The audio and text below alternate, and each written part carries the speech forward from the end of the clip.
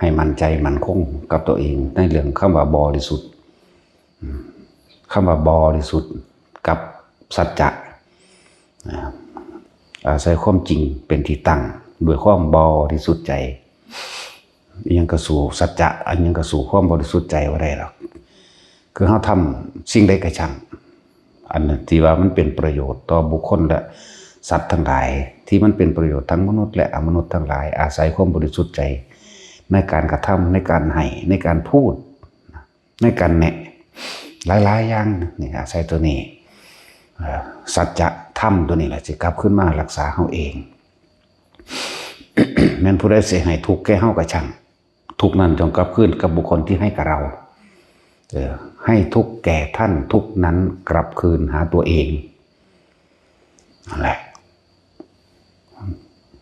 ในธรรมบทอีกอย่างต่างๆมันก็บอกมันก็แนะมันก็สอนไว้เบิดนั่นแหละแล้วคนบ่เข้าไปศึกษาเองความเห็นแก่ตัวความมีมานะทิฏฐิความกระด้างความบ่ยอมดูแล้วจะเป็นไพ่แก่ตัวเองทั้งหมดนั่นแหละคืออย่างเรื่องของนางอุตรากับนางสีดิมาเนี่ยนางอุตราเป็นลูกของสุมาณะเศรษฐีแต่ว่าได้ไปแต่งงานกันกับตระกูลเศรษฐีเหมือนกันนั่นแหละแต่ว่าเป็นมิจฉาทิฏฐิตลอดมาระยะมาหลายปี2 ปีบ่ได้เคยไปทำบุญกับพระพุทธเจ้ากับพระอริยสงฆ์ของพระพุทธเจ้าเลยมีตั้งแต่เลี้ยงพวกนักบวชแก้ผ้า นักบวชแก้ผ้าพวกเช่นหรือว่าได้ทำบุญยังกับพวกนิครนทั้ง6นั่นแหละโดยต่อว่าพอที่พอเพิ่นคือสุมาณะเศรษฐีนั่นแหละพ่อเนี่ยบ่หักลูกเลยให้ลูกมาเป็นทาสยังดีกว่ามาเป็นแบบนี้เป็นทาสแต่ว่าขอให้ได้ไปทำบุญกับพระศาสดาตลอดทั้งหมู่อริยสงฆ์เลยบอกเรื่องเล่าให้ฟังตั้งแต่ไปอยู่พุ่นบ่มีความสุขบ่มีความสบายใจอีหยังจักอย่างก็เลยวางแผนกันแล้วต้องสี่ซะนะนางอุตราเนี่ยก็เลยไปก่อนที่สิออกพรรษาเหลือสิออกพรรษาอยู่ประมาณ15 มื้อก็เลยหาวิธีไว้หญิงคณิกาหญิงงามเมืองขึ้นซื้อลือสร้างเรื่องความงามมีผู้ใดเนาะก็เบิ่งแล้วนางสิริมา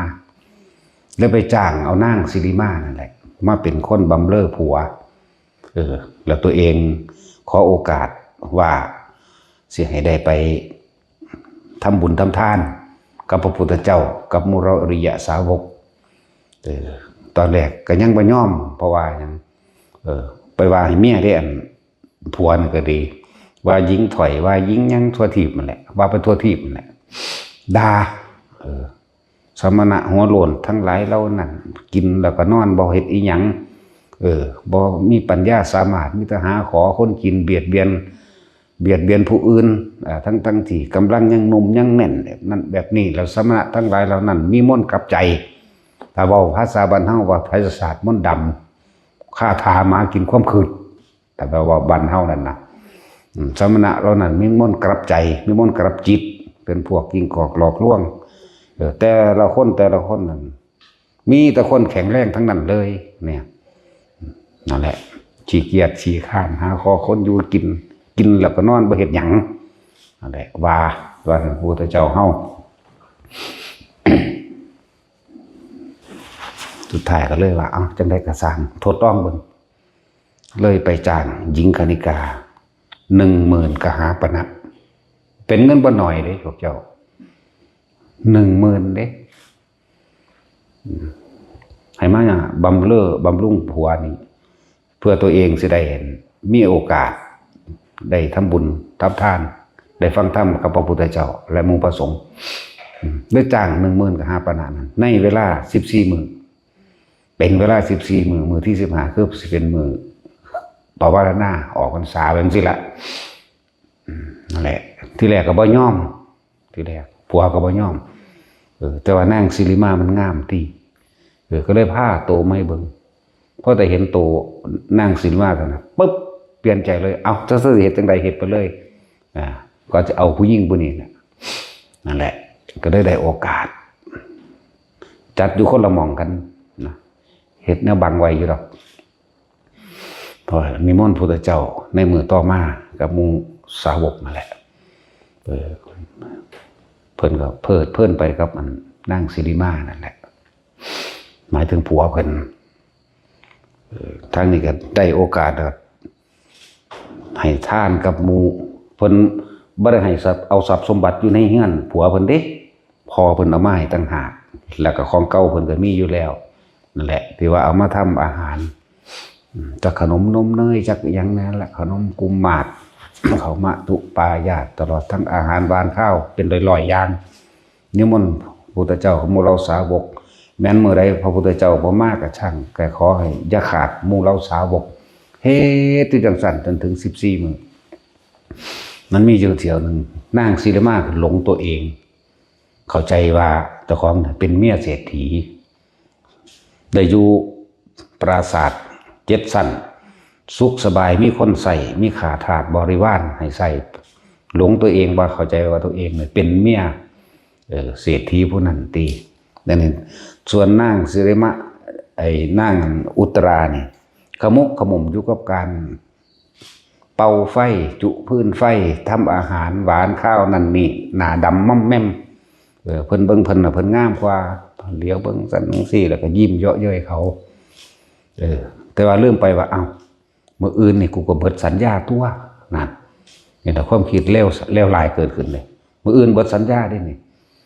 เฮ็ดจังใดดีนอรู้สึกว่าติดใจเศรษฐีแล้วเพราะว่ามันความสุขสบายแต่มีขาทาสบริวารหาวิธีนางอุตรากำลังเคี่ยวเนยใสอยู่เพื่อเฮ็ดมัทุปายาตก็ใส่กระทะเตาย่างเดือดด้วยล่ะเพิ่นมีความสุขใจอิ่มทุกมื้อของเพิ่นเองเพิ่นก็เรียกว่าแผ่เมตตาขอบุญกุศลที่ผู้ขากระทำมานี่ขอพ้นทานบุญกุศลกรรมดีที่ข้าพเจ้าทำมาจงถึงแด่มารดาบิดาไล่ไป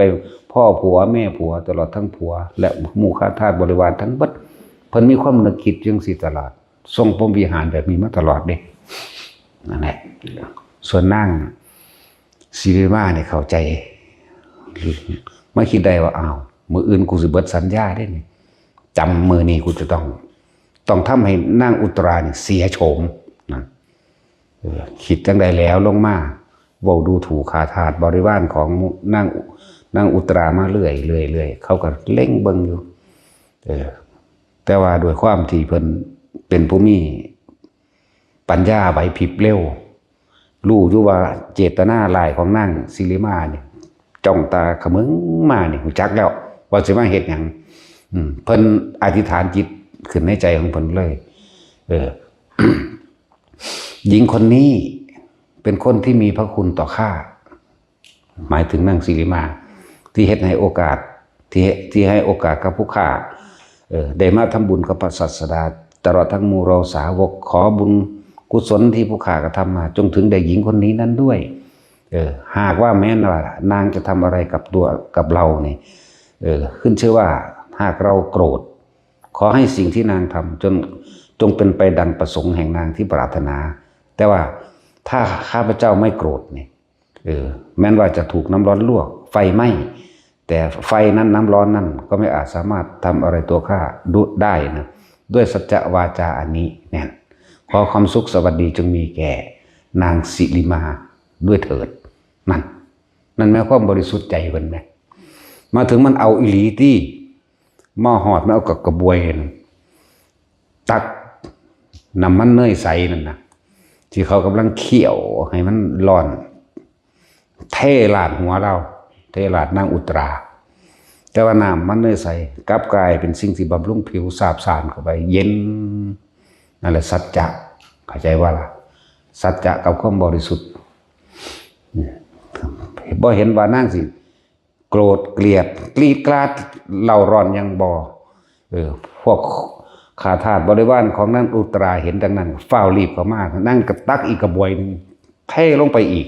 เต็มหนาแต่ว่านางบ่เคยโกรธเลยนางอุตราบ่โกรธพอข้าทาสบริวารเขาก็ลุ่มตีเอาตี้ถือตีนเขานั่นแหละบาดนี่ค้อนไม้ฟื้นเขาตีเอาเจ็บแข้งเจ็บขาไปที่เขาเหยียบปานนั้นยังแลนเขาไปหุ่มเขาไว้อยู่เด้นางอุตรานะเขาไปกอดว่าอย่าทำนางอย่าทำนางอย่าทำนางสิริมาเพราะสิริมานี่มีคุณกับเราทำให้เราได้เห็นพระศาสดาทำให้เรานี่ได้ฟังธรรมของพระศาสดานั่นธรรมดาบอกขนาดเทศใส่ขนาดนั้นแล้วนางสิริมานึกขึ้นได้เดี๋ยวนี้เรียกว่าสำนึกได้ยังดีอยู่ได้สำนึกได้นะสำนึกได้ปุ๊บโอ้เฮาสิไปเฮานี่มีจิตประทุษร้ายเห็นว่ามีจิตประทุษร้ายกับบุคคลผู้ไม่ประทุษร้ายกับเราขนาดนี้เฮานี่เป็นคนเลวมากเลยคิดได้ก็ลุกขึ้นมาขอโทษป่ะนี่ขอโทษนางอุตรานะนางอุตราก็เลยบอกที่เราจะคิดร้ายกับบุคคลผู้ใดผู้หนึ่งทั้งมนุษย์และอมนุษย์ไม่มีเลยนั่นแต่ว่าท่านว่าขอให้นางอุตรานั่นนะได้โปรดอภัยโทษให้กับผู้ฆ่าได้บ่สันถ้าบิดาของข้าอภัยให้ท่านข้าก็อภัยให้ท่านนั่นที่จริงนางบ่โกรธเลยนางอุตราเราก็เลยมีความโมโหอย่างน้อยก็บ่มี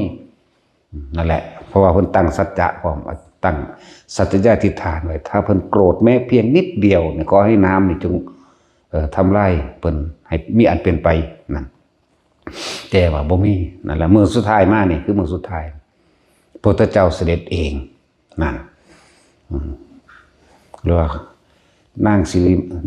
างอุตราเนี่ยบอก ถ้าบิดาของเราได้อดโทษให้ท่านเราก็อดโทษให้ท่านแต่นางสิริมาบอกว่าเราไม่ได้คุ้นเคยกับพระศาสดาของท่านก็เลยว่าเราจะเป็นผู้นำให้เองนี่พาเข้าไปอีกเด้ว่าธรรมดาเลยนั่นแหละก็เลยแต่งของนั่นนี่เรียบร้อยมือไม่มากล่อจังหวะพระพุทธเจ้าขึ้นอันขาดโดยอาหารถวายอาหารนั่นนี่แล้วเรียบร้อยเบิดล่อจังหวะพระองค์ก็ได้ชั้นเสร็จเรียบร้อยแล้วนางศิลมา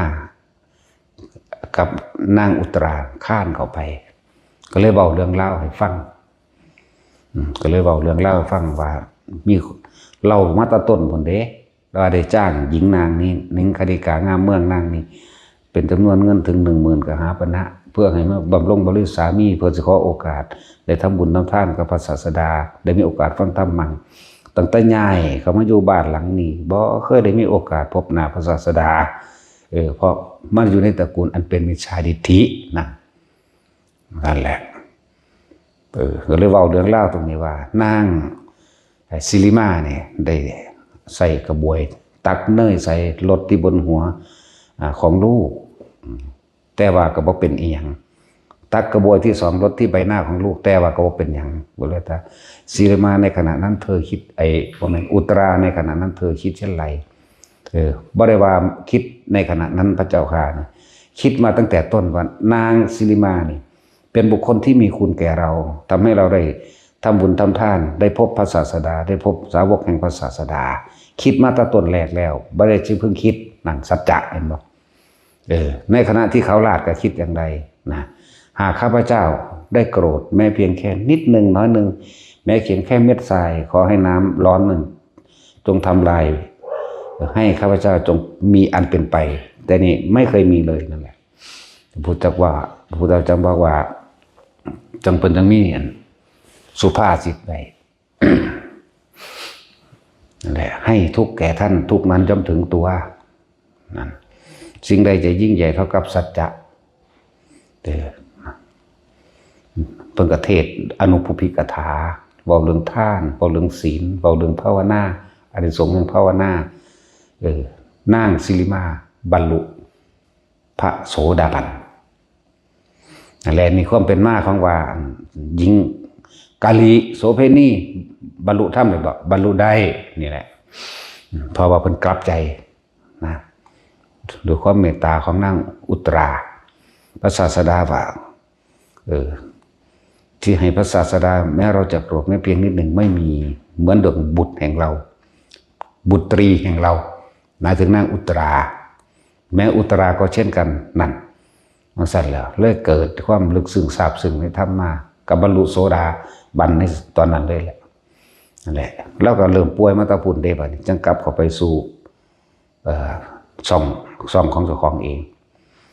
แต่ก็สอนหมู่สอนพวกในหันอีกหลายคนเติบอยู่ได้บรรลุน้ำกันนั่นแหละหลังจากนั้นเราก็เลิกอาชีพโสเภณีดอกแต่ว่าเราก็ป่วยเด้แต่จึงบอกว่าให้ทุกแก่ท่านทุกนั้นจะถึงตัวและจงถึงตัวสั้นที่ว่าบุคคลผู้มีความแผ่เมตตาอยู่เป็นหนึ่งนิดย่อมมีอานิสงส์11ประการบอกว่าจะ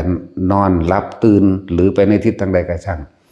แม้มนุษย์และอมนุษย์ทั้งหลายย่อมรักใคร่ปรารถนาที่จะอยู่ใกล้บุคคลเช่นนั้นนอนรับกับฝันดีไม่ฝันร้ายหอกดาบแล้วแหลมปืนไฟตลอดทั้งยาพิษไม่อาจสามารถทำอันตรายใดๆกับบุคคลผู้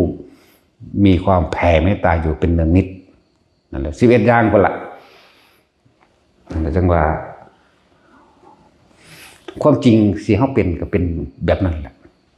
จังว่าบ่มีอิหยังเห็นหยังเฮาได้ดอกว่าคำว่าที่จะประทุษร้ายหรือมีกิจคิดเบียดเบียนทำร้ายบุคคลผู้ใดผู้หนึ่งให้เสียชีวิตและทรัพย์สินตลอดทั้งคนและสัตว์หรือขัดใจคำว่ามันทั้งมนุษย์และอมนุษย์เนี่ยมันบ่มีเลยมีความคิดเดียวถ้ากูเอาคนเขาในผ่านใดโดยมือของกูเองเลยกูจะจับฟาดขึ้นเบิดแต่ว่านี่มันไม่ใช่มันเป็นธรรมชาติของมันนั่นแหละมันผู้ใดเฮ็ดอิหยังใส่กระสร้างบ่เคยเป็นหยังบ่เป็นหยังถึงว่าทุกคนมั่นใจในสัจจะ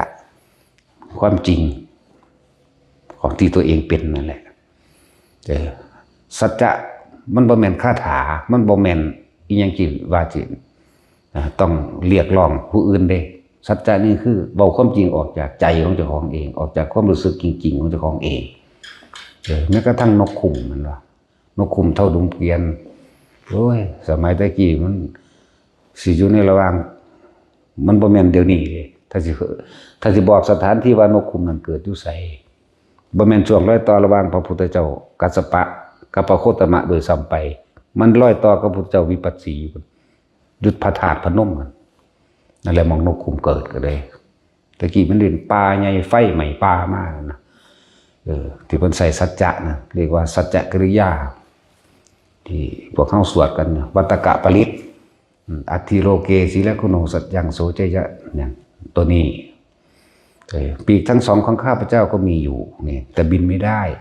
ขาทั้งสองของข้าพเจ้าก็มีอยู่แต่เดินไม่ได้มารดาและบิดาของข้าพเจ้าก็มีอยู่แต่ได้บินหนีออกไปหาเหยื่อหรือหาอาหารมาให้กับเราขึ้นชื่อว่าความตายและข้าพเจ้าก็กลัวอยู่นี่ไฟเจ้าเอ๋ยขอท่านจงดับลงเถิดเพราะข้าพเจ้านั้นกลัวตายเว้าสุดค่ำไฟมันก็ดับเพิบลงทั้งสั้นแล้วมันบ่ได้แม่นอีหยังที่แบบลึกลับซับซ้อนต้องมีพิธีต้องมีหยังเด้บ่แม่นคาถาคาเถอหยังแต่ว่าเป็นความจริงที่เจ้าของเป็นเดินว่าสัจจะอยู่ธาตุพนมนั่นแหละอยู่กับโตหม่องธาตุตั้งอยู่เดี๋ยวนี้แหละนั่นแหละหม่องเก่ามันเด้บ่แม่นหม่องใหม่หม่องเก่ามันจังว่ายังสิสู่สัจจะยังสิสู่ความจริงจังว่าอัน บุคคลที่กล่าวตู่หรือมีความประทุษร้ายในบุคคลผู้ไม่ประทุษร้ายผลกรรมอันเกิดจากการประทุษร้ายกับบุคคลผู้ไม่ประทุษร้ายเนี่ยเขาย่อมได้รับผลของกรรมนั้นๆสืบไปเด้คนยังว่าต่ออยู่ว่าอภูตวาทีนริยังอุเปติเวลาบุก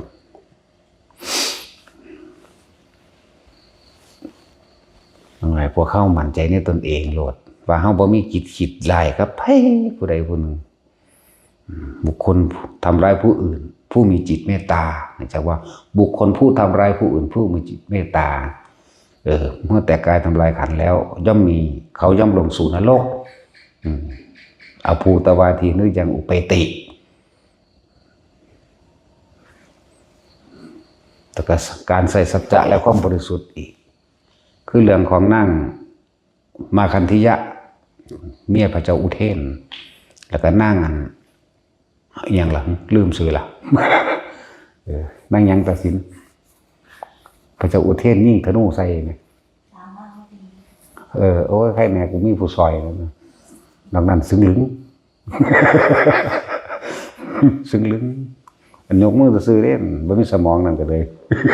ตัดสินนั่นก็เลยยกมือเนี่ยบ่จักขับเล่นบ่แม่นอันสิตอบให้เฮาเด้จังซั่นแล้วนั่นแหละนางมาคันธิยะพระพุทธเจ้าเพิ่นสิไปโปรดพราหมณ์ทั้งสองทั้งผัวทั้งเมียนั่นแหละที่เป็นพ่อเป็นแม่ของมาคันธิยะเพิ่นก็เทศนาเรื่องอสุภะอันแหละส่วนนี้สิยกนางมาคันธิยะให้พุทธเจ้าก็เลยเทศดุจดังว่ากระสอบห่อขี้นั่นแหละเพิ่นบ่เอาเลยผูกอาฆาตเพิ่นเลยอีห่านี่ แทนที่มันสิกลับใจมันก็ธรรมดาเด้แต่มันกลับใจมันฟังนำเพิ่นก็บรรลุฮอดอรหันต์หมดเด้แม่นธรรมดาเด้นั่นแหละสองผัวเมียเพิ่นบรรลุอนาคามีได้บัดนี้มันพ่อกับแม่ของนางมาคันธิยะเศรษฐีอยู่หันอยู่นี่ผู้ใดมาขอก็บ่พ่อกับแม่บ่เคยยกให้เลยบัดนี้เลยไปเสนอตัวไปเป็นเมียพระเจ้าอุเทนนั่นแหละได้จังหวะได้โอกาสพระพุทธเจ้าเสด็จไปตั้งพุ่นหาวิธีการแกล้งจ้างคนมาด่าเพิ่นนั่นแหละจ้างคนมาไล่เพิ่นไปบิณฑบาตทั้งใดก็เขาก็ไปโห่เขาก็ไปไล่อยู่เพราะฉะนั้นเสียงตึกคือโคมพระอานนท์ก็ส่วนหนีอุตส่าห์ว่าถ้าหนีไปเมืองอื่นแต่เขาไล่อีกเฮ็ดจังไดหนีไปอีกพระเจ้าค่ะหนีไปเรื่อยๆหนีไปอีกพระเจ้าค่ะไปเมืองนั้นก็อะไรไปเมืองนี้ก็อะไรเฮ็ดจังไดเนี่ยพระเจ้าจะบอกว่าปัญหาบ่ได้มีให้หนีปัญหามีไว้ให้แก้เพราะปัญหาทั้งหลายนี่ขอให้เป็นดุจดังว่าหินรับปัญญาให้แก้ตามความเป็นจริงอะไรก็ช่างไม่อาจสามารถสู้สัจจะได้ความจริงได้นี่นั่นแหละก็เลยบ่ได้หนีเฮ็ดพระพุทธเจ้าบ่ได้ที่บาดนี่ไปเฮ็ดสาวกเพิ่นที่นางสามาวดีกับหมู่สาวกกับหมู่บริวารเพิ่นเอง500หาวิธีหลายเรื่องหลายเล่าอยู่ดอกหาวิธีสิฟ้องพระเจ้าอุเทนผัวเพิ่น หาเรื่องว่านางสามาวดีเนี่ยมักพระพุทธโคดมก็ฮู้อยู่แล้วนางสามาวดีเราเป็นโสดามาตะเกิดพุ่นแล้วบ่ฆ่าสัตว์มาตะเกิดทำทาได้ไก่มาเดี๋ยวทำทาเอาไก่เนี่ยเอาไก่เป็นบ่แม่นไก่ตายบอกว่าให้ขาไก่นี่ถวายพระราชาเนี่ยเด้อแล้วก็บ่เฮ็ดแล้วเราเป็นโสดาบันอยู่แล้วเราก็ปฏิเสธบ่เฮ็ดนี่ก็มาฟ้องผัวนางมาคันธิยะมาฟ้องผัวฟ้องพระเจ้าอุเทนก็ฟังไปสั่นละสะก่อนเห็นปะบัดมือไม้มากกันว่ามือไม้มันเอาไก่ตายได้บัดไปให้เล่าเห็ดกับเขาในวังเฮานี่ในประเทศเฮานี่ผู้ใดเฮ็ดอาหารแซ่บที่สุดเนี่ยมันแถลงอีหานอีมาคันธิยะมันแถลงมันเสแสร้งก็ว่าโอ้ผู้ใดสิซื้อมือดีเท่ากับนั่งสามาวดีเลยว่าซั่นนั่นแล้วแต่มันเปลี่ยนแผนที่มันบอกว่าพระเจ้าอุเทนให้เอาไก่นี่ให้เธอเฮ็ดอาหารไปถวายสมณะโคดมก็ไก่ตายเขาก็เฮ็ดตัวบัดนึงตอนเอาไก่เป็นมาว่าสิให้เฮ็ดกษัตริย์นั่นว่าให้ผัวเพิ่นนั่นน่ะเพิ่นก็บ่เฮ็ดแล้วของเพิ่นบ่ขาดสัตว์หาวิธีบ่มันก็ไก่ตายเขาแกงแล้วเขาก็ดีใจแล้วเนาะเขาก็นึกว่าพระเจ้าอุเทนสั่งเขาว่าให้ไปใส่บาตรให้พระพุทธเจ้าแม่นบ่ล่ะเขาก็ฟ้าวเฮ็ดกับย่างแซ่บแล้วเขาเฮ็ดแซ่บอยู่แล้วเนาะตัดว่าเคยกินเนาะตัดสินย่างแซ่บว่าซั่น ก็ว่าแว้งสั่นแหละสุดท้ายก็ไปแล้วก็ไปถวายพระพุทธเจ้ามือหนึ่งสองมือสามมือเขามันก็เล่งเบิ่งวันหนึ่งพระเจ้าอุเทนก็เริ่มคอยตามเด้เสือไปเลยก็หู้อยู่แล้วว่าอีนี่มันเป็นคนแถลงเสแสร้งอีหานมาขั้นพิยะนี่ดังใดก็คือเก่าแล้วมันอยู่ในนรกคุณเอาแบบมาเลยเสือที่โจนใส่เวลาเป็นเดือนเป็นอย่างละสุดท้ายแล้วก็ว่ามื้อนี้มันถึงคิวแล้วก็เมียเพิ่นมี3เนาะมี4พุ่นละนี่ใหญ่ๆน่ะมื้อนี้มันถึงคิวสิไปนอนนำนางสามาวดีเขามีมเหสีใหญ่สีแต่ถึงคิวสิไปนอนนำสามาวดีแต่ว่ามาคันธิยะนี่แถลงเสแสร้งก็เลยบอกว่าเมื่อคืนผู้ข่าฝันบ่ดีเด้พระเจ้าข้าอยากไปเป็นหมู่ขอให้เขาไปนำได้บ่แต่แท้มันไปเอางูนั่นน่ะอยากบอกงูเห่ามันหักแขวออกแล้วมันให้อามันน่ะอามันน่ะหักแขวออกแล้วเอาไปพระเจ้าอุเทนมักเล่นพิณอย่าไปใส่ไว้ในช่องของพิณเลยซั่นแล้วเอาแนวปิดไว้หาวิธีปิดไว้แล้วทำท่าถือไปมันเป็นผู้พ่ายไปเอาเองบุมันยานแผนมันแตกสุดท้ายครับเพิ่นก็เข้าห้องไปเข้าไปห้องกับนั่งสามาวดีผู้นี้ก็เดพิณให้พอแต่เดพิณให้มันก็อาศัยจังว่าดึงอันที่ปิดปากพิณออกจากเวลางูก็คาดลาดออกมาที่เห็นเวลาทั้งสั้นแล้วท่านก็สุโมโหขึ้นใหญ่ๆว่านั่งสามาวดีว่างแผนขาเพิ่นพอเบาได้ปันใจให้กับพระโคดมแล้วเห็นเวลาทั้งสั้นที่ปันใจให้พระโคดมทั้งสั้นทั้งสี่สารพัดสมแล้วล่ะกับมาคันธิยะบอกว่าฝันบ่ดีเฮาบ่น่าไว้ใจเธอเลยสารพัดแต่ว่าสุดท้ายมายังมาเศร้าเลยว่าสิสั่งประหารมันเอง ตลอดทั้งยิงบริวารพระเจ้าอุเทนนี่เป็นคนเก่งธนูเป็นคนเก่งธนูส่วนบริวารทั้งหลายเขาก็มาผูกใส่หลักประหารเลยหมดแหละพวกนั้นสิฆ่าสิตัดข้อพวกนั้นช่วงนั้นสามาวดีพระเจ้าอุเทนสิยิงเองนะนั่นแหละเพิ่นก็บอกยิงบริวารของเพิ่นพวกเธอทั้งหลายจงอย่าประมาทผมโซดาบันเบิดบาดนี่อันพวกเป็นบริวารเพิ่นเองนะโซดาบันเบิดเธอทั้งหลายจงแผ่เมตตาและอุทิศผลไปให้กับพระเจ้าอุเทนตลอดทั้งหน้ามาคันธิยะเถิดเขาเจ้ากับเรียกว่าเข้าสู่ปัทมชาตินั่นแหละเรียกว่าระลึกลำพึงถึงคุณงามความดีต่างๆแล้วก็อุทิศไปให้แก้ว่าขอให้พระเจ้าอุเทนตลอดทั้งตระกูลตลอดทั้งนางมาคันธิยะให้มีความสุขจังสันจังสีสารพัดพวกนั้นก็ว่าท่านได้แต่ว่าพระเจ้าอุเทนสิเอาธนูนั่นนะยืดธนูออกอย่างไงเล่งไปตรงที่ตรงกลางใจหัวใจของนั่งสามาวดีปล่อยลูกธนูกันไปแต่ว่าด้วยอนุภาพแห่งการแผ่เมตตาเห็นบ่กับความบริสุทธิ์ใจสัจจะกับสัจจะกับความบริสุทธิ์ใจกับสิ่งที่เพิ่นอุทิศบุญหรือแผ่เมตตาให้นั่นเอง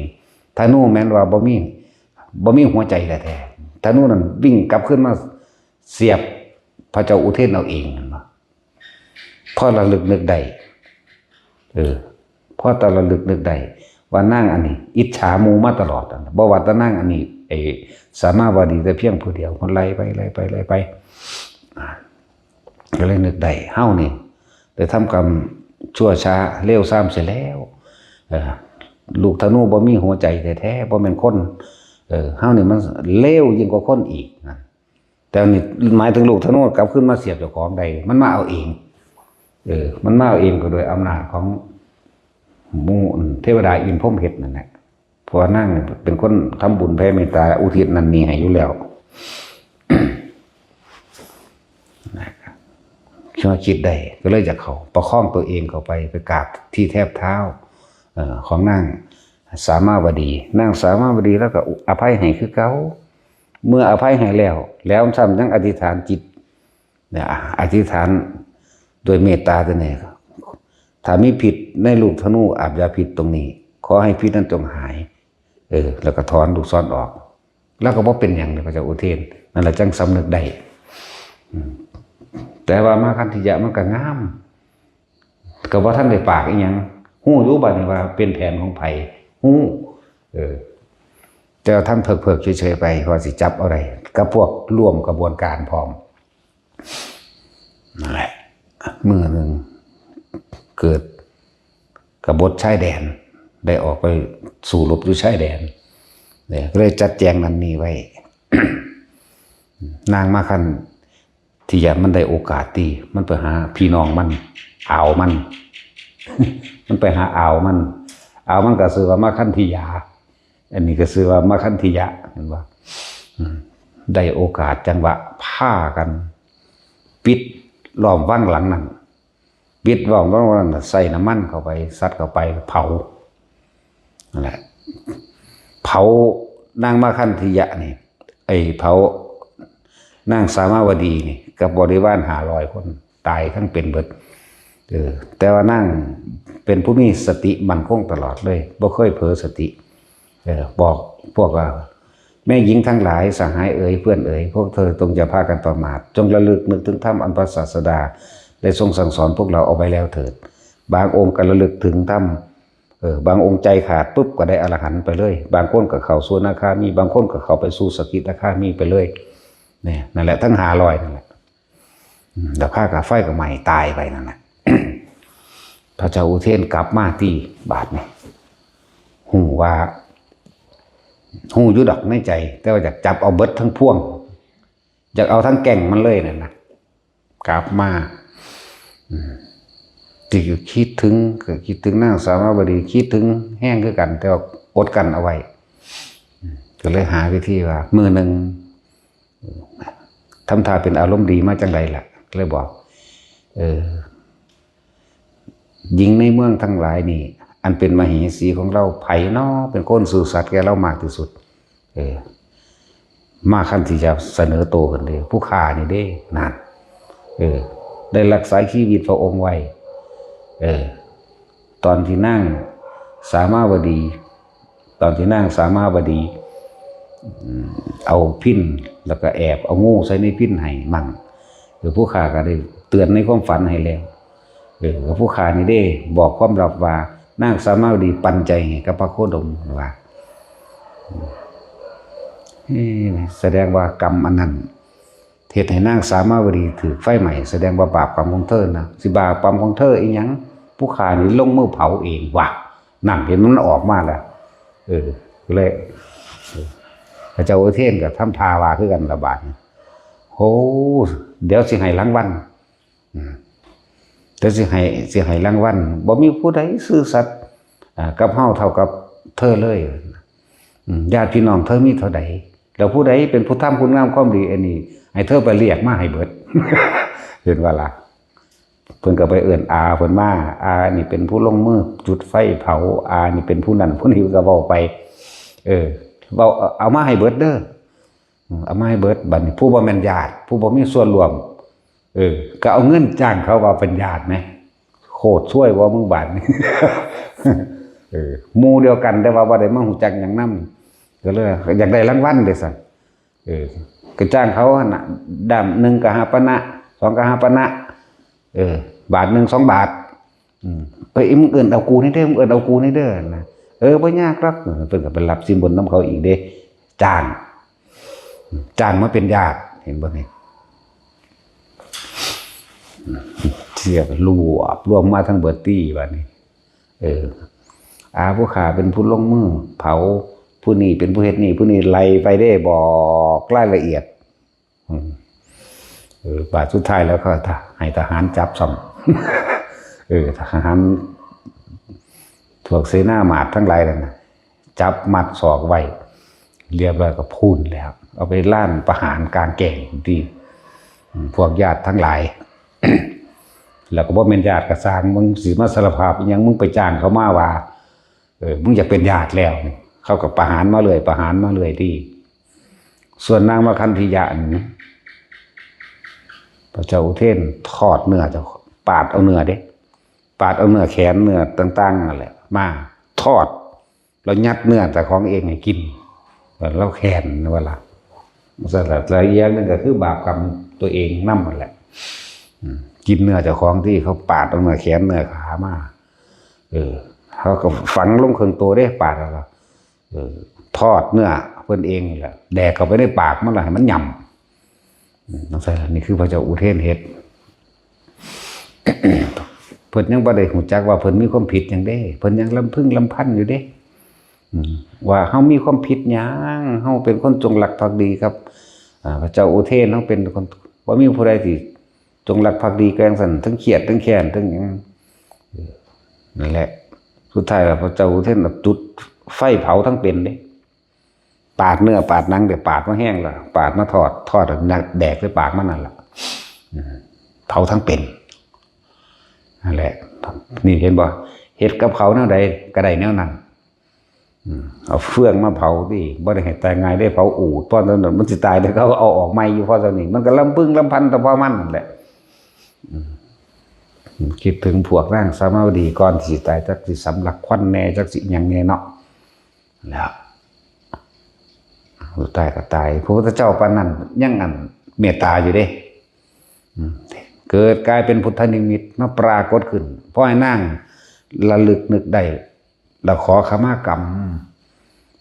อันนั้นตริกรรมมันทำแล้วล่ะเพราะมันข่าพระอริยโสดาบันขึ้นไปแล้วแม่นบ่อันนั้นตริกรรมมันเฮ็ดแล้วแต่พระพุทธเจ้ายังมีความเมตตาปรากฏพุทธนิมิตเกิดขึ้นความหมายของเพิ่นน่ะเพิ่นสิซื่อว่า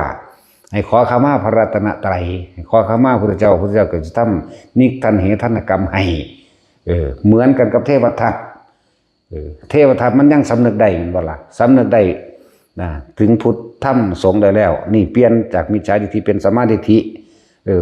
โดยการถวายกระดูกข้างขณะนั้นพระนิลก็ดึงปึ๊ดลงไปแน่กรรมอันใดได้เฮ็ดไปแล้วมันก็คือเก่ามันแก้บ่ได้แล้วอันนั้นตริยกรรมอันนี้ก็เพิ่นสิให้แก้ตัวนี้แก้ความเห็นผิดแก้มิจฉาทิฏฐิแต่ว่ามันบ่ว่าที่มันเหลียวเห็นหน้าพระพุทธเจ้าเป็นน้ำบักห่านี่แหละมันว่าธรรมดาบ่นักก็เก่าอีกโอ้ยอีหามเอ้ยแทนที่มึงสิลงนรกซ้ำหนึ่งมึงเสือกลงแสนพระพุทธเจ้าหุ่นน้อว่ะเล่นหนักก็เก่าเพราะพวกบริวารทั้งหลายแล้วกับนั่งสามาวดีทั้งหลายมิตรพระอริยะเจ้าเด้นะนั่นแหละถ้ามันนั้นกิจกรรมข่าพระอริยะเจ้าบางองค์เพิ่นบรรลุอรหันต์เด้ในขณะที่พิจารณาไขควรก่อนที่สิ้นใจนั่นแหละทั้งสันเป็นอรหันต์หลายเด้บางพวกก็เป็นอนาคามีเด้บางนี่ก็ได้สกิทาคามีทั้งสั้นแล้วเขาบ่มีอาฆาตได้ล่ะเงยหน้าขึ้นพุทธเจ้าปรากฏพุทธนิมิตขึ้นแทนที่มันสิขอโทษขอขมาแล้วก็เปลี่ยนจากปิจฉาเป็นสัมมาทิฏฐิได้ก่อนมันสิตายมันเสือกว่าเป็นน้ำบักหานี่แหละว่าซั่นนั่นแล้วเขาก็สุมไฟใส่คือกันที่บัดนี้มันเผาเขาเนาะพระเจ้าอุเทนก็สั่งเสนาอามาตย์สุมไฟใส่มันตายอย่างทรมานเหมือนกันนั่นแหละเว้นหนักเลยนั่นแหละจึงบอกว่าให้ทุกข์แก่ท่านทุกข์นั้นย่อมถึงตัวทุกคนมีโอกาสแล้วแต่ว่าไม่เคยให้โอกาสตัวเองสั่นแต่ว่าพวกเขาเฮ็ดยังกระซางให้ถือความซื่อสัตย์สัจจะหมายถึงซื่อสัตย์กับตัวเองตามความเป็นจริงแล้วก็สัจจะหรือสัตธรรมซื่อสัตย์ต่อความเป็นจริงกับโลกนี้กับทุกๆคนที่เขาเฮ็ดเพราะว่าสิเป็นทั้งในอดีตแต่กับปัจจุบันเขาจะเว้าเรื่องอดีตเขาก็เว้าเรื่องที่มันเป็นความจริงไปตลอดสัจจะตัวนี้สิกลับมารักษาเขาเองเดี๋ยวจึงวันเน้นให้ทุกคนเด้อบริสุทธิ์ใจพยายามให้รักผู้อื่นเสมอตนรักตนเสมอผู้อื่นบ่คิดทำร้ายและเบียดเบียนตลอดทั้งมนุษย์และสัตว์นั่นแหละหรือทั้งมนุษย์และอมนุษย์ทั้งหลายให้เสียหายชีวิตและทรัพย์สินบ่ให้มีจะเฮ็ดเพราะทุกอย่างที่เรากระทำออกไปล้วนแล้วแต่กลับขึ้นมาหาเราเหมือนเดิมมันบ่ไปใส่มาหาเฮาคือเก่าเด้ยังไงทุกเน้นนั่นบ่พวกบ่ว่าดีบ่ว่าเลวไงมันก็ขึ้นหาเฮาไหมแล้วสิเอาอีหยังกับมันทั้งเลวและดีนี่เฮาสิบ่เอาอยากว่าส่งอารมณ์อันเป็นกุศลไปเลยส่งฌานไปเลยเจริญฌานไปเลยเฮ็ดไปเลยมันเต็มของมันเป็นของมันดอกโดยที่เฮาบ่อยากเป็นอย่าลืมคำสอนพระพุทธเจ้าทุกพระองค์เน้นสัพพะปาปัสสะ อาการะนังกุศลสูปะสัมปทาสจิตะปริโยทวนังเอตังพุทธานาศาสนังพระศาสดาสัมมาสัมพุทธเจ้าทุกๆพระองค์ย่อมสอนอย่างนี้ย่อมแนะนำอย่างนี้จงทำจิตให้เขารอบปลอดจากอกุศลทั้งปวงแล้วยังกุศลให้เกิดเถิดนี่เมื่อเฮาส่งอารมณ์มันเป็นกุศลหรือทำสิ่งใดก็สั่งที่เป็นบุญเป็นกุศลจับหน้าเดียวเลยโดยไม่ต้องหวังอีกอย่างเลยนี่แหละเมื่อถึงเวลามันเต็มแล้วมันก็เป็นของมันเองแม้นว่าจะเป็นก็เป็นบัดนี้สั่นแหละเราจะเน้นย้ำให้ทุกๆคนนะมีความซื่อสัตย์กับเจ้าของแล้วก็ซื่อสัตย์กับผู้อื่นพร้อมก็เบิ่งเอานำบุคคลที่ควรปลอบก็ปลอบบุคคลผู้คนขู่ก็ขู่บุคคลผู้คนข่มก็ข่มให้ดูคนด้วยบัดนี้การอภัยถ้าถึง3 ครั้งแล้วนั่นหมายถึงว่าไม่ต้องให้อภัยเขาใจว่าล่ะแต่ว่าเฮาหลีกเลี่ยงออกเพราะบุคคลทั้งหลายเราจะกลับมาเป็นภัยแก่เราเองธรรมดาแล้วพระพุทธเจ้าสิเว้า2 เทื่อเด้อเพิ่นให้อภัยของเทื่อที่3บ่มีไล่หนีโลดจังซี่นะบ่เทียบแต่ว่าสิว่าจังได๋พระพุทธเจ้าให้อภัยตลอดเฮาบ่ให้แม่งเด้อนะศูนย์ว่ะ ที่จริงบ่มีกับไผดอกนะแต่คำพูดภายนอกต้องอย่างหนึ่งคนจึงบอกว่าบุคคลที่ควรข่มก็ต้องข่มบุคคลทุกคนปลอบก็ต้องปลอบเด้เป็นทางสั้นในคำเบาความจริงในคำเบาพระเจ้าเนี่ยเพิ่นสิเว้าเกี่ยวกับการให้อภัยหรือว่าบอกเหตุให้ผู้นั้นเลิกหยุด2 ครั้งเท่านั้นไม่มีครั้งที่3ถ้าเว้าครั้งที่3ผู้นั้นสิหัวแตกเกล็ดเสียงหลดเลือดแตกดังทางออกปากหลดยังก็ดีสั้นคนเธอเบา2 เทื่อคนที่3มันเบาอะไรเป็นอุปนิสัยเป็นเรียกว่าพุทธวิสัยเป็นแบบนั้นคือเพิ่นเว้าเรื่องภิกษุไม่บริสุทธิ์เพิ่นลงเรียกว่าลงอุโบสถจากสมัยนี้เฮาว่าเอิ้นว่าอุโบสถแสดงปาฏิโมกข์พระพุทธเจ้าแสดงเพียงครั้งเดียวแสดงปาฏิโมกข์เพื่อเป็นสังฆกรรมในการประชุมให้เกิดความสามัคคีแก่หมู่สงฆ์หมู่คณะสงฆ์ทั้งหลายพระเจ้าเป็นผู้แสดงก่อนที่แรกตอนนั้นบ่มีอีหยังมีแต่พระอรหันต์เบิดต่อมาภิกษุหลายแล้วหลายเขาบัดนี้ภิกษุนั้นบ่แสดงความบริสุทธิ์บ่แสดงอาบัติได้ว่าล่ะอยู่ในศาลากุฎาคารของนางวิสาขาตอนภิกษุองค์หนึ่งนิ่งบ่ยอมแสดงตนพูดพากันเรียกว่าตั้งแต่4 โมงพุ่นไปสันแล้ว4 โมงแล้วเที่ยงแล้วพระอนุก็ถามตะเว้นถึงหัวแล้วพระเจ้าค่ะเพิ่นก็นิ่งบ่าย 2แล้วพระเจ้าค่ะภิกษุไม่บริสุทธิ์ฮอด6 โมงอีกค่ำแล้วพระเจ้าค่ะตอนนี้ตะเว้นค่อยรับแผ่นดินไปแล้วจ้ะภิกษุไม่บริสุทธิ์นั่นครั้งที่3ปากเด้บัดนี้พระที่เพิ่นเขาเจ้าล่อฟังอยู่หั่นน่ะเขาเจ้าก็มีเครื่องอยู่ของเพิ่นเนาะบางองค์ก็อยู่ในชั้น1 2 3 4มั่งบางองค์ก็สู่สมาบัติ8บางองค์ก็อยู่ในหลายๆวิหารธรรมที่เขาเจ้ามีบางองค์ก็อยู่ในสุญญตวิโมกข์บางองค์ก็อยู่ในนั่นแหละแล้วแต่เครื่องอยู่ของเพิ่นแต่ส่วนมากคือการทรงฌานเขาเจ้าอยู่ด้วยการทรงฌานทั้งเบิดแต่แม้กระทั่งพระโมคคัลลาทั้งเบิดนั่นแหละอยู่ใน2 มั่งอยู่ใน3 มั่ง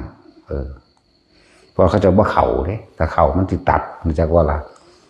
2 มั่ง3 มั่ง1 มั่ง2 มั่ง3 มั่งเล่นกลับไปกลับมากลับไป1 2 3 1 2 3สั่นผมก็อยู่ในสุญญตาวิโมกข์คือภาษาลีบุตรจังซี่อยู่กับความว่างตาก็เห็นอยู่นี่แหละหูก็ได้ยินอยู่นี่แหละแต่ว่าว่างจากสิ่งที่มีว่างจากสิ่งที่เห็นว่างจากสิ่งที่ได้ยินพระโมคคัลลาเพิ่นก็สงสัยที่เพิ่นเลยออกมาตรวจสอบวาลจิตเบิ่งไปแล้วปึ๊กเข้าใส่องค์นั้นแหละ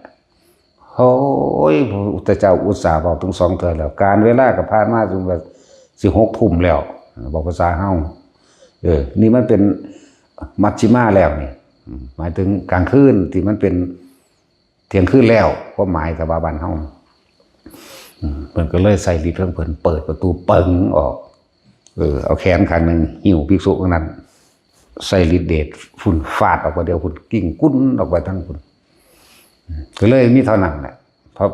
ศาสนาของพระพุทธเจ้าโคดมห้องมีการแสดงปฏิโมกข์ครั้งเดียวครั้งต่อไปเพิ่นให้ลงกันเองนั่นแหละเพราะว่าความบริสุทธิ์ของเพิ่น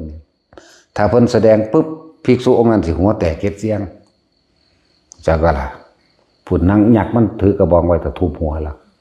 คือบ่มีความเคารพพระศาสดาจังซั่นคือบ่พระพุทธเจ้าอยู่ต่อหน้าแท้ๆนี่มึงเป็นหยังจังบ่ขอขมาเพิ่นมึงเป็นหยังจังบ่แสดงความบริสุทธิ์กับเพิ่นแม่นบ่ล่ะยักษ์มันถือกระบองถ่ายอยู่นั่นแหละนั่นเลยด้วยความเมตตากรุณาของพระองค์เองบ่ยอมแสดงเห็นบ่แล้วก็บ่ยอมบอกครั้งที่3อีกแต่ผู้อันเคยรับใช้เพิ่นก็เลยรู้จักอุปนิสัยของเพิ่นครับรู้จักอุปนิสัยนี่พระพุทธเจ้าเป็นแบบนี้เพิ่นสิเตือนแค่2ครั้งครั้งที่3ไม่มีเวลาก็เลยบ้าก็ต้องตรวจเบิ่งพระโมคคัลลาตรวจสอบเห็นแล้วก็ปึ้งไว้พุ่นล่ะนั่นแหละมีเท่านั้น เป็นปัญญาธิกะของพระพุทธเจ้านี่ลงเทื่อเดียวแต่สัทธาธิกะลง2เทื่อแต่ปริยัติกะลง3เทื่อเป็นลักษณะคล้ายกันเบิดปฏิเทศสุมือคือพระพุทธเจ้าโคดมเด้ออันอื่นๆนั่นนะ5,000 ปีเทศทีนึงก็มี10,000 ปีเทศทีนึงก็มีเด้เพราะอายุเขาเจ้ายืน แต่มันมีแต่คนดีเนาะสุว่าสมัยของพระศรีอริยะเมตไตรจังสิ5,000 ปีแสดงธรรมทีนึงยังคนมันดีอยู่แล้วว่าหันตาเบาหลายจักแสดงว่าสมัยเฮานี่มีแต่คนเร็วๆเนาะ เลยได้ต้องเทศน์ซุมื้อแล้วหมู่สงฆ์สาวกก็ซอยกันเทศน์ซุมื้อคือกันบ่ธรรมดาเด้เทศน์แล้วเทศน์อีกอยู่เทศน์แล้วก็สร้างแมงคือเก่าแล้วเช่นว่าซั่นมันมึนมันหนาอีหลีเด้เนาะป่าจังซั่นแหละหลายๆอย่างบ่ว่าเฮาสิทำดีหรือเลวล้วนแล้วแต่เป็นสมบัติภายในใจของเฮาทั้งเบิดพอทุกอย่างออกจากใจเด้อออกจากความรู้สึกจริงๆเพราะเรื่องว่าเจตนาก็ว่าเจตนาก็ว่าใจเป็นใหญ่ใจเป็นประธานสำเร็จได้ด้วยใจด้วยจิตเจตนานี่เองมันกรรมอันใดที่เฮาบ่ทันได้ออกไปทางวาจาและกายนี่เฮาคิดไว้แล้วคือเฮาโมโหให้คนเฮาจะฆ่าคนนี่เนาะศูนย์ให้เขาฮึบๆอยู่นั่นแหมแม่นว่าล่ะนั่นแหละมันเป็นแล้วเด้นั่นน่ะแต่มันก็ฝังไว้ในนี้บ่ซั่นเพิ่นสิบอกให้เฮาพยายามส่งอารมณ์มันเป็นกุศลบ่อกุศลจะไปคิดถึงมันเถอะเนี่ยต้องทำกุศลซะกุศลกรรมบท10ก็มีสักส่วนคนมาฟังธรรมสักส่วนคนมาสวดมนต์สักส่วนคนมาทำความดีกวาดบ้านลานวิหารเจดีย์ต่างๆหรือเป็นสะพานบุญยังก็ว่าไปนั่นแหละเพิ่นเลยให้พวกเขาส่งแต่แนวสิ่งเหล่านี้รักษาตัวนี้ไว้เพื่ออย่างส่งอารมณ์มันเป็นกุศลนั่นแหละนี่เป็นคำสั่งสอนพระพุทธเจ้าทุกพระองค์สำเร็จแต่พระพุทธเจ้าสำเร็จเป็นผู้ว่าเห็นบ่ล่ะพุทธานะศาสนังนี่เป็นคำสั่งสอนของพระศาสดาสัมมาสัมพุทธเจ้าทุกพระองค์เป็นเน้นนี่ส่งไปรักษาไปแล้วพวกเขาเนี่ยส่งชาติโหลด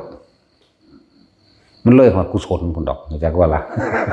มันเลยหอดกุศลพุ่นเด้ส่งชาติเด้อมันตัดความคิดออกดีและไม่ดีตัดออกนี่มันเป็นอุเบกขาพวกเขานั่นเฮ็ดอยู่จังซี่แหละทำให้บ่อยทำให้มากทำให้ชินเมื่อมันชินแล้วเมื่อถึงเวลาขับขันจวนตัวมันเป็นของมันเองเฮาบ่ได้เป็นผู้ไปกำหนดมันดอกบาดตายแต่ว่าด้วยความเคยชินของมันวิ่งเข้าสู่ลมหายใจปุ๊บวางปั๊บตายปั๊บก็ไปแมงโลดรู้จักว่าล่ะจักสิไปใส่แล้ว แต่มันตายในลมหายใจได้นี่เพราะอันนี้เป็นเครื่องอยู่เด้อปีติชาภคุโรนี่ปีติสุขเอกคตานี่มีปีติมีปราโมทย์มีความเบิกบานอิ่มเอิบอยู่จังซี่ตลอดมันเป็นอุเบกขาของมันอยู่แล้วเป็นเครื่องอยู่หยังอยู่ของความคิดบ่ให้เอาความคิดไปอยู่กับบุคคลสัตว์สิ่งของพวกนั้นเรื่องนี้อดีตอนาคตเกิดปึ๊ดเฮาจึงว่าเน้นบาดสิตายมาเนี่ยเข้าลมหายใจคือเก่าบาดสิตายมามันก็จับลมเองนั่นแหละเข้าสู่ความว่างนั่นแหละเวลาขับขันหน้า ว่าผู้ใดอยากรู้จักความว่าง สูดลมหายใจเขาลึกๆเรากั้นไว้อย่าคิดหยังแล้วก็เพ่งเบิ่งปลายดังจากของเองไม่ต้องคิดนั่นแหละบัดใจจะขาดมันหายใจเข่าคือเก่านั่นแหละผู้ใดอยากหัวใจความว่าง นั่นแหละบาดสิตายมันก็เป็นของสันเองดอกมันบ่มีมองอื่นเป็นที่พึ่งได้แล้วอีกอย่างหนึ่งครับเกิดจากความชินชำนาญที่พวกเขาฝึกตัวเองนั่นมาแหละมันก็เป็นของมันโดยอัตโนมัติดอกแล้วผู้ใดเจริญอานาปานสติลมหายใจเราใส่อาการปิติที่เขากำหนดขึ้นมานี่เป็นเครื่องอยู่นะบ่อยมากชินเห็นว่าชินแม้เขาจะคิดไปทางอื่นก็สร้างบัดนี้แต่ความรู้สึกเขายังมีอยู่นี่ความรู้สึกยังมีอยู่หน้าผากนี่ดื้อหัวกระช่างหน้าผากกระตามนี่แต่คิดก็คิดไปเถอะความรู้สึกมันบ่ออกจากกายนี่จากวันกายเวทนาจิตเวทนากายมันยังอยู่นี่อยู่เป็นอุเบกขามันเลยทำมันเลยกุศลและอกุศลเลยสัมไปเขาว่าอุเบกขา มันเลยบุญเลยบาปนั่นแหละถ้าว่าบุญเขายังไหวอยากเห็นความดีเนาะซอยเลยคนจากนั้นจากนี้บาปไม่ต้องห่วงดอกสร้างปนนั้นสร้างปนนี้เนี่ยมันเลยบุญเลยบาปมันอยู่ว่างๆของมันอยู่อุเบกขาของมันชินเขาตัวบาดเกิดเหตุการณ์ขับขันจวนโตแม้กระทั่งฟ้าผ่าเปียกลงมานี่มันเข้าเองของมันดอกนานี่ฟ้าผ่ากระถือมาพอแห้งเดี๋ยวมันต้องสิบ่หูจักหรือบ่สนิทกาเบาบ่มันว่างเงียบปุ๊บของมันออกมาแล้วจังหูจักเอาฟ้าผ่ากูว่าล่ะขนาดนั้นเด้หูจักบ่คนมันเลยตายมา 3-4 เทื่อแล้วเด้เพราะฉะนั้นสิเงินไผเป็นบ่เนาะตาย1ตาย2ลงนรกตลอดลงนรกบ่ได้ไปดีดอกกูนี่ถึงวายซั่นน่ะนะครับความรู้สึกตอนอยู่ในนรกก็เว้าออกมาแจ่มแจ้งกันดอกเป็นแบบนี้ไล่เป็นปลาจากชีวิตโหหลายคักเลยบ่ธรรมดาเด้โดยเฉพาะปลากบปูบักหอยเนี่ยสัตว์เหล่านี้แหละเป็นงัวอยู่10ชีวิตสั่งเขาขา10โตงัวหน่อยงัวเผางัวกระขาเด้ทางบ่แม่นแต่ของขาแต่ของเป็นผู้สร้างแต่ว่าเบิ่งบ่ได้จักว่าล่ะจักมันเป็นหยังนั่นแหละเบิ่งบ่ได้เห็นผู้อื่นฆ่าก็เบิ่งบ่ได้มันสะเทือนข้างในของมันเองล่ะหนีรอดถ้าไปเสือกไปสร้างตั้ง10โตเอาโลดนี่แหละแต่ว่าก็พ้นไปแล้วล่ะเขาก็ดีไปใส่ให้พอแห้งล่ะยังแต่ใส่ติ่งแตกแล้วเสือกบ่ไปพานี่15-16 มื้อนั่นแหละแล้วก็มาพานี่ติอันนั้นมันกำไงเนี่ยมันขาคดนั่นผมคล้องซาที่แล้วดอกแล้วเอาเขาไปเสียบไม้ล้าวแหลมไว้ข้างกำแพงด้วยสั่นนั่นแหละจะไม้ล้าวแหลมพวกนั้นหลายอยู่ประมาณ10,000 หรือ100,000แหละอยู่บ่ได้พักอันนั้นเขาเลยมาพาเขาขึ้นจังซี่แหละตายที่3ต้องไปสวรรค์อยู่ไปเบิ่งนั่นเบิ่งนี่ไปตายที่4จักมันขึ้นหาแม่ยังบ่สันติว่าว่ะ ทุกคนเฮ็ดให้มันชินชำนาญหรอกเด้อแต่จุดอุณโลมหายไปแล้วปึ๊บเนี่ยความรู้สึกตัวเขาเอามาเขากำหนดมานี่เรียกว่าฐานที่ตั้งแห่งจิตอย่างนี้ออกจากฐานนั่นเป็นเครื่องอยู่เฮาสิจับลมหายใจตลอดมื้อตลอดคืนที่แรกเฮามาฝึกมาก็ต้องจับซะก่อนแหละแต่มาฝึกไปแล้วให้หาเครื่องอยู่โดยการอยู่กับอาการปิตินี่เป็นเครื่องอยู่กับความรู้สึกตัวนี้เป็นเครื่องอยู่นะบัดนี้ทำงานไปแต่ความรู้สึกมันก็ยังมีอยู่พอลมหายใจมันปล่อยเองไปแล้วความคิดมันบ่จากใดเป็นหยังบ่จากนั้นนี่หยังมันก็ขึ้นมาเองบัดนี้ทำงานก็บ่เมื่อยเด้ทุกคนสงสาร1-2นั่นแหละแต่วันหนึ่งมันสิมีลมหายใจส่วนมากก็2-3แต่คนชินแล้วเด้นั่นแหละ2-3อยู่หั่นแหละ2ก็อยู่นี่อย่างเดียวหูตาได้ยินเบิดนั่นนี่รู้เรื่องเหมือนกัน3นั่นจิตเบากายเบาโซโล แบบนั่นสิบอกว่าดื้อดอกเย็นจิตใจแบบ เป็นโล่งๆเป็นว่างๆนั่นแหละเป็นบ่มีสุขมีทุกข์อีหยังดอกนั่นแหละมันบอกตัวนี้บ่ได้ถ้าบอกได้ผู้ใดเป็นแดวนั่นหาคำมาเทียบยากคือหยังนี่เด้มันสันเป็นคำเว้าคำพูดบ่ได้เดี๋ยวมันแปลกประหลาดนั่นแหละ คำว่าว่างมันสิอธิบายไว้จังได๋เด้อนี่ก็ยังมันบ่มีคำอธิบายเนาะอาการนี่มีอยู่นี่ว่างนี่อธิบายว่าจังไดเอานี่เนาะ สีขาวบอกก็บ่แม่นอีก อากาศสีขาวเด้อก็บ่แม่นอีกนี่มันมีอยู่นำเฮานี่แหมเฮาก็สัมผัสด้วยมือเฮานี่แหมแม่นบ่ล่ะนั่นแล้วว่างมันสิเอาหยังมาว่านั่นแหละมันเป็นมันดอกเฮ็ดไปเถอะให้ก็เลยเฮ็ดไว้ก็สร้างว่าตัวไผตัวมันคือเก่าล่ะ ของมันเป็นในกันบ่ได้เว้ยตอนเฮ็ดให้ได้โอ้ยเฮาบ่มาฮอดพี่ดอกพระพุทธเจ้าเฮ็ดให้แล้วเด้อฟังดีๆเด้อถ้ามันเฮ็ดในกันได้เฮาบ่มาฮอดพี่ปูนพระพุทธเจ้าองค์แรกเฮ็ดให้แล้วเพิ่นเอาตีนกวาดเข้าไปเบิดแล้วนั่นแหละคือเฮาคิดอีเดียวนี้แหละแต่กูเฮ็ดได้คือกูก็ตีนกวาดแมงคือเบิดนี่ล่ะสังว่าเด้อซั่นเบิดโลกนี่มีเท่าใดก็ตีนกวาดเข้าเบิดนี่แหละมีเท่านี้ในจุดหมายนั่นแหละเอาสมาทาน